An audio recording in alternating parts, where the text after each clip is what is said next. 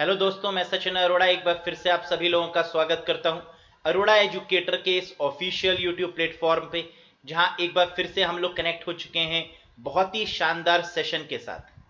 बिल्कुल आज के सेशन में हम लोग बात करने वाले हैं IBPS RRB PO mains exam analysis पर, यानी 30 ऑफ जैन को जो आपका एग्जाम हुआ है उसको लेकर यहां पर हम चर्चा करेंगे।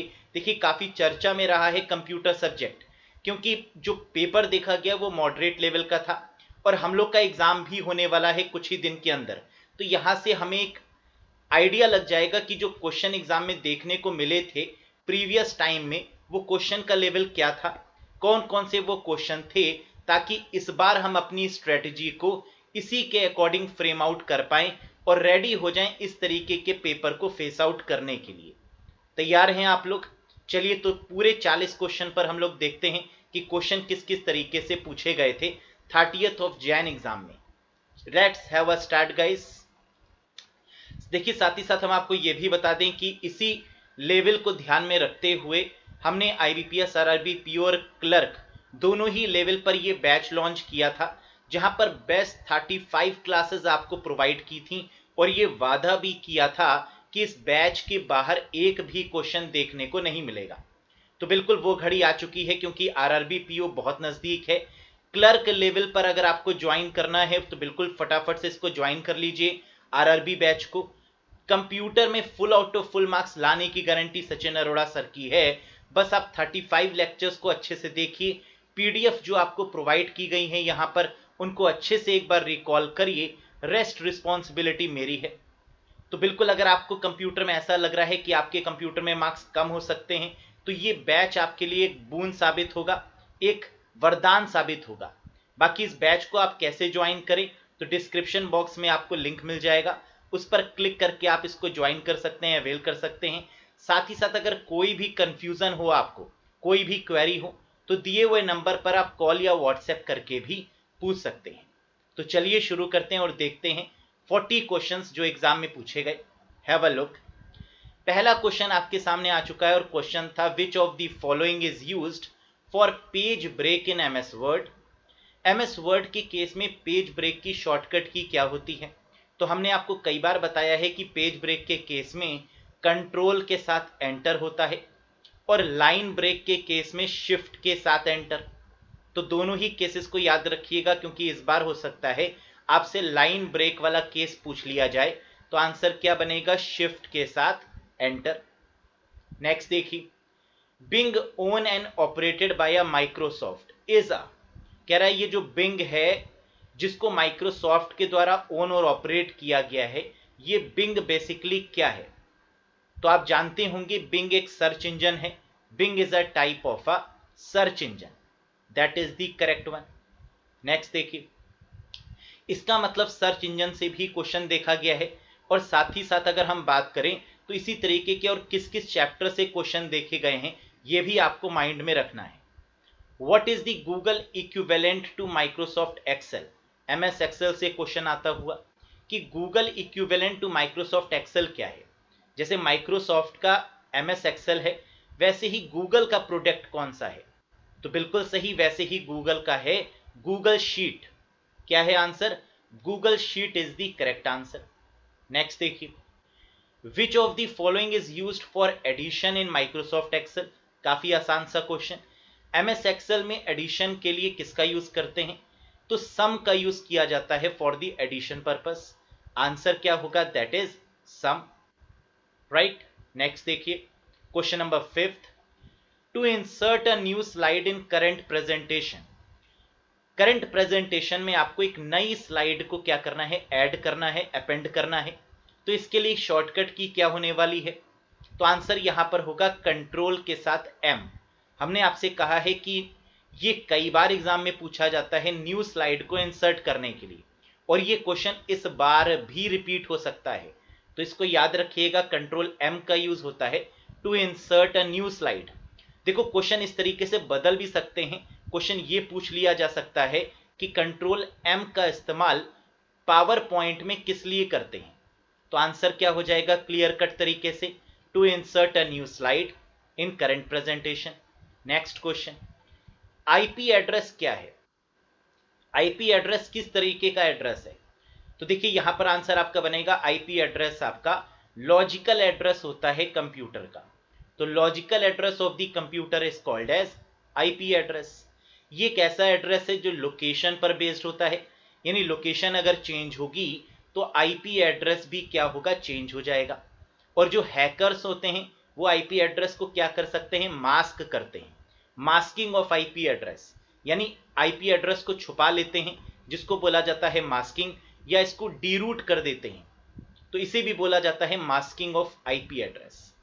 जबकि मैक एड्रेस की अगर हम बात करें तो मैक एड्रेस को physical address of the computer बोला जाता है। क्या बोला जाता है? MAC address is called as, यानी media access control address is called as physical address of the computer. याद रहेगा ना आपको? बिल्कुल, वेरी गुड। नेक्स्ट अगर हम बात करें, देखिए मैक एड्रेस के बारे में एक चीज और भी आप लोग जान लीजिए कि मैक एड्रेस आपका फिक्स होता है, it can never be change. NIC card पर इसको मेंशन किया जाता है, नेटवर्क इंटरफेस कार्ड पर इसे मेंशन किया जाता है, और इसे बदला नहीं जा सकता, वो है आपका मैक एड्रेस। लेकिन ऐसा नहीं है कि मैक एड्रेस को कभी नहीं बदला जा सकता। वैसे अगर एनआईसी कार्ड को आप बदलेंगे तो मैक एड्रेस भी आपका बदल जाएगा, लेकिन क्योंकि ये रेयर केस माना जाता है, इसलिए हमेशा हम यही कंसीडर करते हैं कि जो फिक्स एड्रेस है वो आपका मैक्स है, जो वेरिएबल एड्रेस है वो आईपी है। तो फिक्स आपका मैक एड्रेस हो गया और वेरिएबल आपका कौन सा हो गया, that is IP address. 4 question और बैक टू बैक जो एग्जाम में पूछे गए वो क्या है? Mobile network, personal area network कौन सा है? यानी मोबाइल के केस में जो पर्सनल एरिया नेटवर्क आपका बनता है वो एक ही है, दैट इज कॉल्ड ब्लूटूथ, या फिर हॉटस्पॉट भी हम कह सकते हैं। लेकिन ऑप्शन में क्या था, हॉटस्पॉट नहीं था, तो आंसर क्या बन जाएगा गाइज, ब्लूटूथ बन जाएगा। नेक्स्ट क्वेश्चन देखते हैं, एप्पल के वर्ड प्रोसेसर का नाम बताइए। जैसे माइक्रोसॉफ्ट का एमएस वर्ड है, वैसे ही एप्पल का जो वर्ड प्रोसेसर है वो कौन सा है, पेजेस है। एप्पल का जो स्प्रेडशीट सॉफ्टवेयर है इसका नाम बताइए। जैसे माइक्रोसॉफ्ट का एमएस एक्सेल है, वैसे ही एप्पल का क्या है, नंबर्स है। तो आंसर यहां पर क्या होगा एप्पल के केस में, नंबर्स। जैसे एप्पल का प्रेजेंटेशन, जैसे माइक्रोसॉफ्ट का पावर पॉइंट, वैसे ही एप्पल का क्या है, प्रेजेंटेशन है, और इसे क्या बोलते हैं, दिस इज कॉल्ड कीनोट। क्या है answer, keynote is the correct one. तो ये तीनों ही क्वेश्चन इस बार भी आपके आ सकते हैं एग्जाम में कि पेजेस क्या होता है, नंबर्स क्या होता है और कीनोट क्या होता है, तो इसको याद रखिएगा। इन तीनों को हम लोग क्या बोलते हैं, आई वर्क बोलते हैं। जैसे वर्ड, एक्सेल और पावर पॉइंट को हम लोग एमएस ऑफिस बोलते हैं, वैसे ही पेजेस, नंबर्स और कीनोट को आई वर्क बोला जाता है, जो एप्पल का एक तरीके से पैकेज सॉफ्टवेयर है। समझ में आ गया? नेक्स्ट देखिए, cloud storage is dash memory. कह रहा है जो क्लाउड स्टोरेज होता है वो किस तरीके की मेमोरी है? बताइए आप हमें कि ये टेम्परेरी मेमोरी है या ये परमानेंट मेमोरी है। तो क्लाउड स्टोरेज कभी भी टेम्परेरी नहीं होती, हमेशा परमानेंट होती है। और परमानेंट का मतलब क्या होता है, वोलाटाइल इन नेचर। यस, बिल्कुल गलत। टेम्परेरी का मतलब होता है वोलाटाइल और परमानेंट का मतलब होता है नॉन वोलाटाइल। तो आंसर यहां पर क्या होगा, cloud storage is non volatile memory, right. जैसे रैम और रोम आपकी क्या है, टेम्परेरी है, वोलाटाइल इन नेचर है। लेकिन रोम आपकी क्या है, परमानेंट है, नॉन वोलाटाइल इन नेचर है। सेकेंडरी स्टोरेज डिवाइसेस जैसे hard disk, pen drive, floppy disk, ये सब आपकी क्या है, परमानेंट है, यानी नॉन वोलाटाइल है। फ्लैश मेमोरी भी कैसी है, नॉन वोलाटाइल है। वैसे ही जो क्लाउड स्टोरेज है वो भी कैसी है, परमानेंट है, that is what we called non volatile. Next देखिए, what happens to RAM if system is turned off. कह रहा है रैम के साथ में क्या होगा अगर सिस्टम क्या हो गया, बंद हो गया, शट डाउन हो गया या टर्न ऑफ हो गया। तो रैम में स्टोर डेटा हमारा क्या हो जाएगा, लॉस हो जाएगा, क्योंकि रैम एक टेम्परेरी मेमोरी है, और टेम्परेरी मेमोरी मतलब वोलेटाइल मेमोरी की यह पहचान होती है कि इसको परमानेंट इलेक्ट्रिसिटी की रिक्वायरमेंट होती है। तो जैसे ही इसको इलेक्ट्रिसिटी नहीं मिलेगी, यानी पावर नहीं मिलेगी, तो इसमें डेटा जो रखा गया है ये क्या हो जाएगा, लॉस हो जाएगा। तो आंसर इस केस में क्या होगा, data loss permanently if RAM does not need any electricity या if RAM system is turn off, है ना, अगर सिस्टम क्या होता है टर्न ऑफ हो जाता है तो डेटा क्या हो जाएगा, लॉस हो जाएगा।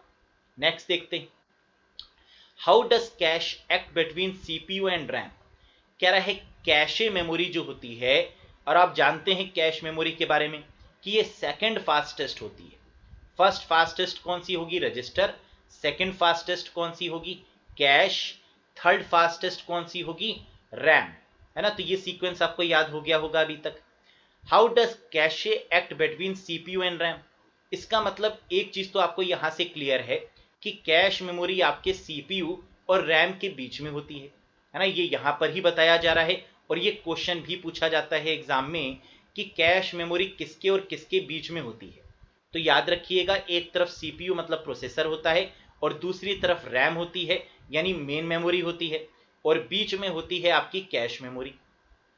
और यहां पर क्वेश्चन पूछ रहा है कि how does cash act between CPU and RAM. तो आंसर है सीपीयू और रैम के बीच में कैश मेमोरी बफर के तरीके से काम करती है। कैसे काम करती है, बफर के तरीके से काम करती है। तो आंसर क्या होगा, बफर। नेक्स्ट देखिए, which is business social networking website. कह रहा है बिजनेस के पॉइंट ऑफ व्यू से तो जो सोशल नेटवर्किंग वेबसाइट है इसका नाम बताइए।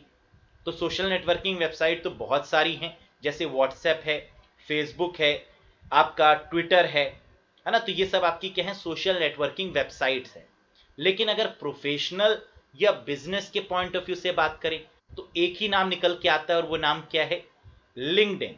तो आंसर यहां पर क्या होने वाला है, LinkedIn is the correct one. और लिंक्डइन के बारे में आप एक चीज याद रखिएगा कि इसको माइक्रोसॉफ्ट के द्वारा एक्वायर किया जा चुका है। तो यानी लिंक्डइन अब किसका प्रोडक्ट है, माइक्रोसॉफ्ट का।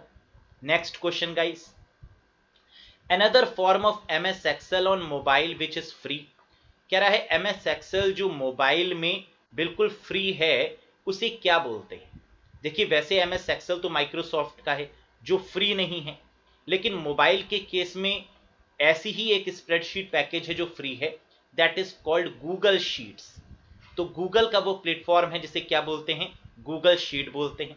नेक्स्ट देखिए, open source browser. Open source browser का मतलब एक ऐसा ब्राउजर जो फ्री ऑफ कॉस्ट है, एक ऐसा ब्राउजर जिसमें एडिटिंग कर पाना पॉसिबल है। वो ब्राउजर कौन सा है। तो वैसे तो आप कहेंगे कि जितने भी ब्राउजर होते हैं, जैसे इंटरनेट एक्सप्लोरर है, मोजिला फायरफॉक्स है, या फिर गूगल क्रोम है, या एज है, ये जितने भी ब्राउजर हैं ये आपके फ्री ऑफ कॉस्ट होते हैं। लेकिन नहीं, ये जो फ्री ऑफ कॉस्ट का जो सिलसिला है, ये जो पूरी कहानी है, ये शुरू हुई थी किसके द्वारा, मोजिला के द्वारा। इसीलिए मोजिला फायरफॉक्स आपका प्योर ओपन सोर्स ब्राउजर की कैटेगरी में आता है, जबकि बाकी जितने भी ब्राउजर हैं वो अप टू सर्टेन एक्सटेंट आपके क्या हैं, फ्री हैं। उसके बाद में अगर आप उसको अपडेट करेंगे या एक्स्ट्रा फीचर्स आप उसमें लेकर आएंगे तो वो आपके पेड भी हैं। तो इसलिए यहां पर आपका जो आंसर बनेगा वो क्या बनेगा, Mozilla Firefox is the correct one. तो याद रखिएगा ओपन सोर्स जो ब्राउजर है वो एक ही है, and that is Mozilla Firefox. Next, Excel में एनए एरर का क्या मतलब होता है। तो एक्सेल में कई बार ये एरर आ जाती है, दैट इज एनए। इसका मतलब होता है नॉट एप्लीकेबल, या फिर हम इसको बोल सकते हैं नो वैल्यू अवेलेबल। यानी उस सेल में कोई भी वैल्यू नहीं है, उस फॉर्मूले में कोई भी वैल्यू नहीं है, तो हम इसको बोल देते हैं क्या, NA error means no value available या नो अवेलेबिलिटी। क्लियर। नेक्स्ट देखिए, ओएसआई मॉडल में फाइल शेयर करने की रिस्पॉन्सिबिलिटी किस लेयर की होती है। तो ओएसआई मॉडल से क्वेश्चन तो बनेगा ही बनेगा, ये डैम श्योर है। Open system interconnection model ISO के द्वारा दिया गया। और ओएसआई मॉडल में कितनी लेयर्स होती हैं, तो 7 लेयर्स होती हैं। बात करें कि फाइल शेयर करने की रिस्पॉन्सिबिलिटी किस लेयर की है, तो आप लोग जानते होंगे कि एफटीपी यानी फाइल ट्रांसफर प्रोटोकॉल, ये आपकी आती है किस लेयर में, सबसे लास्ट वाली लेयर में, यानी 7th लेयर में। और 7th लेयर होती है आपकी एप्लीकेशन लेयर। तो इसका मतलब ओएसआई मॉडल में जो फाइल शेयर या फाइल ट्रांसफर करने की रिस्पॉन्सिबिलिटी है वो लास्ट लेयर की होती है, दैट इज एप्लीकेशन लेयर। तो HTTP protocol, FTP protocol, SMTP protocols, POP protocol, ये सारी प्रोटोकॉल्स आपकी किस लेयर में आती हैं? That is in the last layer, that is application layer. User to user interactivity करवाने का भी काम किसका है? एप्लीकेशन लेयर का है, right. Printer resolution measured in, कह रहा है जो प्रिंटर का जो रेजोल्यूशन है उसे हम किस में मेजर करते हैं? तो हमने आपको कई बार बताया है कि प्रिंटर के केस में जब भी रेजोल्यूशन पूछा जाए तो आंसर DPI होगा, डॉट पर इंचेस होगा, that is called resolution. Next देखिए, URL address is also called as, बहुत ही सरल सा क्वेश्चन था। URL एड्रेस को और क्या बोल सकते हैं? तो URL यानी यूनिफॉर्म रिसोर्स लोकेटर, और इस एड्रेस को वेब एड्रेस भी बोल सकते हैं या वेबसाइट एड्रेस भी बोल सकते हैं। नेक्स्ट क्वेश्चन देखिए, सेल्फ रेप्लिकेटिंग सॉफ्टवेयर कौन सा है? देखिए, रेप्लिकेटिंग सॉफ्टवेयर के केस में वायरस भी आ जाएगा और वॉर्म भी आ जाएगा, लेकिन अगर कभी भी पूछा जाए सेल्फ रेप्लिकेटिंग, तो हमने प्रीवियस सेशंस में भी आपको बताया है सेल्फ का मतलब होता है आत्मनिर्भर। तो आत्मनिर्भर तरीके से जो रेप्लिकेट करता है, जो अपनी कई सारी कॉपीज क्रिएट करता है, वो कौन सा है? वॉर्म है। लेकिन अगर क्वेश्चन में सेल्फ ना लिखकर सिर्फ रेप्लिकेटिंग दें तो इस केस में वायरस भी हो सकता है और वॉर्म भी हो सकता है। लेकिन अगर दोनों ही ऑप्शन हुए तो फिर हम प्रायोरिटी किसको देंगे? वॉर्म को ही देंगे। राइट वंस रीड मैनी को ही प्रायोरिटी आपको देनी होगी। Next question, Aarogya Setu app check location with the help of, कह रहा है जो आरोग्य सेतु ऐप है उसमें जो लोकेशन है उसको किसकी मदद से चेक किया जा सकता है? तो आप जानते हैं लोकेशन को इनेबल करने के लिए कई सारी एप्लीकेशंस में, जैसे अगर कोई भी बैंकिंग की एप्लीकेशन आपके मोबाइल पर होगी तो आप जानते हैं जैसे ही आप उसको लॉगिन करते हैं तो वहां आपका GPS ऑटोमेटिकली इनेबल हो जाता है ना। वो आपसे कहता भी है कि GPS को इनेबल करें फॉर बेटर सर्विसेज। तो वैसे ही आरोग्य सेतु ऐप में भी लोकेशन के लिए किसकी रिक्वायरमेंट होती है? GPS की, ग्लोबल पोजिशनिंग सर्विस की या ग्लोबल पोजिशनिंग सिस्टम की। क्लियर है? नेक्स्ट देखिए, if you get a pen drive from employer then what should be the first step after attaching the pen drive in the official laptop? कितना मजेदार question है। कह रहा है if you get a pen drive from the employer, अगर आपको employer की तरफ से कोई पेन ड्राइव मिलती है तो आप सबसे पहले क्या करेंगे? उसको स्कैन करेंगे, यानी वायरस स्कैन करेंगे, तब आप उसको यूज में फॉरवर्ड करेंगे, यानी फिर उसका यूज आप स्टार्ट करेंगे। तो सबसे पहले क्या किया जाता है? वायरस स्कैन किया जाता है। तो आंसर क्या होगा? Virus scan is the correct one. Next देखिए, name the Microsoft database software, कह रहा है माइक्रोसॉफ्ट के डेटाबेस सॉफ्टवेयर का नाम बताइए। और आंसर क्या होगा? MS Access is known as the database of Microsoft. तो आंसर क्या होने वाला है? MS Access is the correct one. Next देखिए, TCP एंड UDP लेयर, ये किस लेयर में काउंट होती है? यानी OSI मॉडल में TCP और UDP ये किस लेयर का पार्ट है? TCP मतलब ट्रांसमिशन कंट्रोल प्रोटोकॉल और UDP का मतलब होता है यूजर डेटाग्राम प्रोटोकॉल। TCP आपकी कनेक्शन ओरिएंटेड है जबकि UDP आपकी कनेक्शन लेस है। TCP आपकी मोर रिलायबल है जबकि UDP आपकी लेस रिलायबल है। और TCP और UDP ये दोनों जो हैं वो आपके ट्रांसपोर्ट लेयर में काउंट होती हैं। किस लेयर में काउंट होती हैं गाइस? ट्रांसपोर्ट लेयर में काउंट होती हैं। तो आंसर होगा transport layer of the OSI model. Very very important one. HTML stands for, HTML की फुल फॉर्म पूछी गई थी, बहुत ही आसान है, hyper text markup language. Hyper text markup language which is used for creating the website, जिसका इस्तेमाल website को बनाने के लिए किया जाता है। HTML है, CSS है, कैस्केडिंग स्टाइल शीट और जावा स्क्रिप्ट, इनका इस्तेमाल किया जाता है किसी भी वेबसाइट को डिजाइन करने के लिए। नेक्स्ट देखिए, मोबाइल कार्ड फॉर स्टोरेज, कह रहे हैं मोबाइल में एक कार्ड होता है जिसका इस्तेमाल किया जाता है डेटा को स्टोर करने के लिए, और इस कार्ड को हम लोग क्या बोलते हैं ये आपको बताना है। आंसर है मेमोरी कार्ड। बहुत ही आसान, मोबाइल के केस में क्या लगता है? Memory card which is treated as the storage device. Next one, who convert domain name to the IP address. Domain name को आईपी एड्रेस में कन्वर्ट करने की रिस्पॉन्सिबिलिटी किसकी होती है? यह भी आसान सा क्वेश्चन है। डीएनएस, डोमेन नेम सिस्टम या डोमेन नेम सर्वर भी कह सकते हैं in the sense of server, कि यह रिस्पॉन्सिबिलिटी होती है कि वो किसी भी डोमेन नेम को आईपी एड्रेस में कन्वर्ट करे। तो आंसर यहां पर होने वाला है क्या? DNS. Very good. Row select shortcut key in MS Excel. देखिए अक्सर मैं आपको बताता हूं कि ये दो क्वेश्चन बहुत पॉपुलर हैं। एक्सेल शीट में पूरी रो को सिलेक्ट करने के लिए और एक्सेल शीट में पूरी कॉलम को सिलेक्ट करने के लिए कौन सी शॉर्टकट की पूछी जाती है, इन दोनों में से एक क्वेश्चन कई बार पूछ लेते हैं। तो रो के लिए आंसर होता है शिफ्ट के साथ स्पेस बार। तो आंसर यहां पर क्या होगा? शिफ्ट के साथ स्पेस बार। जबकि कॉलम को सिलेक्ट करने के लिए कंट्रोल के साथ स्पेस बार होता है। यानी स्पेस बार दोनों ही केस में कॉमन है, बस रो के लिए शिफ्ट हो जाएगा और कॉलम के लिए कंट्रोल हो जाएगा। क्लियर है? नेक्स्ट देखिए, क्वेश्चन नंबर 30 जो पूछा गया था एग्जाम में वो था, it is the process of collecting all the scattered files and folders. यानी जितनी भी फैली हुई फाइल्स हैं या फोल्डर्स हैं, इनके लिए इनको कलेक्ट करने के प्रोसेस को क्या बोलते हैं? तो यानी यूज्ड स्पेस को एक तरफ करना और अनयूज्ड स्पेस को एक तरफ करना, इस प्रोसेस को क्या बोला जाता है? तो दैट इज कॉल्ड डिस्क डीफ्रैगमेंटेशन। क्या बोला जाता है इसको? डिस्क डीफ्रैगमेंटेशन बोला जाता है। और ये एक तरीके का यूटिलिटी सॉफ्टवेयर होता है जो आपके यूज्ड स्पेस को एक तरफ और अनयूज्ड स्पेस को एक तरफ कर देता है, जिससे कि आपकी सिस्टम की परफॉर्मेंस इंक्रीज हो जाती है, इनहेंस हो जाती है।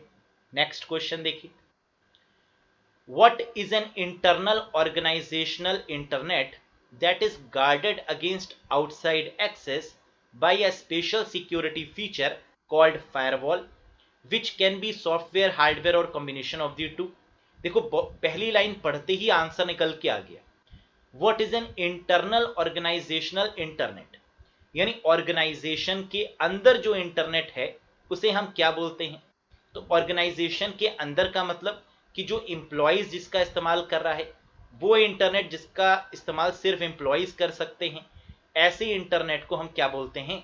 इंट्रानेट बोलते हैं। इंटरनेट मतलब वर्ल्ड वाइड वेब जिसका इस्तेमाल कोई भी करे, इंट्रानेट मतलब जो सिर्फ एम्प्लॉयज जिसका इस्तेमाल करें, और एक्स्ट्रानेट का मतलब होता है जो आउटसाइडर तो हैं लेकिन कुछ समय के लिए वो कंपनी के साथ जुड़े हुए हैं for a specific time period, for a specific project, जैसे शेयर होल्डर्स, डिवेंचर होल्डर्स, इनको हम बोलते हैं, इनको जो नेटवर्क दिया जाता है that is called as extranet.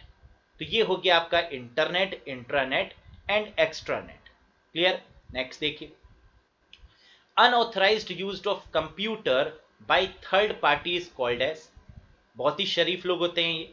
Unauthorised use यानी इनको अथॉरिटी तो नहीं होती कि ये कंप्यूटर का इस्तेमाल करें, लेकिन फिर भी ये करते हैं, थर्ड पार्टी के होते हैं, अनऑथराइज्ड होते हैं, तो इन्हें प्यार से क्या बोलते हैं? वेरी गुड, इनको बोलते हैं हैकर।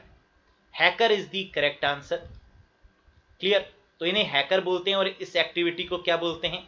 हैकिंग बोलते हैं। तो the activity in which the unauthorized use of computer by the third party is made, that is called as hacking. Next question, Microsoft made a commitment to provide 10 years of product support for Windows 7। देखिए ये Windows 7 से पूछा जा रहा है, इस बार Windows 11 से question आना डैम श्योर है, आएगा ही आएगा। मैंने आपको कई सारे सेशंस में Windows 11 के बारे में बताया है। तो Microsoft made a commitment to provide 10 years of product support for Windows 7 when it was released. The specific end of support day for Windows 7 was, कह रहा है विंडोज 7 का जो वादा किया गया था वो 10 साल के लिए किया गया था कि 10 साल तक विंडोज 7 की सपोर्ट प्रोवाइड की जाएगी। और ये जो टाइम है ये कब कोलैप्स कर रहा है, यानी इसकी एंड डेट क्या है? तो विंडोज 7 की जो एंड डेट है वो है 14 जैन 2020, यानी 14 जनवरी 2020 के बाद में विंडोज 7 मार्केट से क्या हो गई?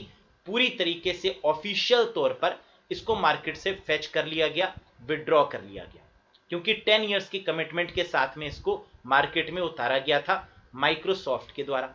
ऐसा क्यों किया गया? क्योंकि देखिए नए नए वर्जन लॉन्च होते हैं, विंडोज 7 के बाद में विंडोज 8 आया, विंडोज़ 8 के बाद विंडोज़ 8.1 भी आया, फिर विंडोज़ 10 आई, फिर विंडोज़ 11 भी आ चुकी है। तो अगर ये विंडोज़ को मार्केट से हटाएंगे नहीं तो आगे वाली विंडोज़ को यूज़ कौन करेगा, है ना। तो ये एक बिजनेस स्ट्रेटजी भी है जहां पर पुरानी विंडोज़ को मार्केट से ऑफिशियल तौर पर हटा लिया जाता है। तो विंडोज़ 7 की जो डेट थी वो क्या थी, 14 जैन 2020। नेक्स्ट देखिए, it is a code inserted by a software program telling the printer what to end the current page, where to end the current page and begin the next। देखो कितना प्यारा क्वेश्चन है। कह रहा है it is a code inserted by a software program telling the printer where to end the current page, कहां पर current page को एंड किया जाए और नेक्स्ट पेज को स्टार्ट किया जाए। ये होता है पेज ब्रेक। इसी को हम क्या बोलते हैं, this is called page break, यानी पेज को ब्रेक कर दिया जाए और नए पेज पर स्विच कर दिया जाए कंटेंट को, that is called page break.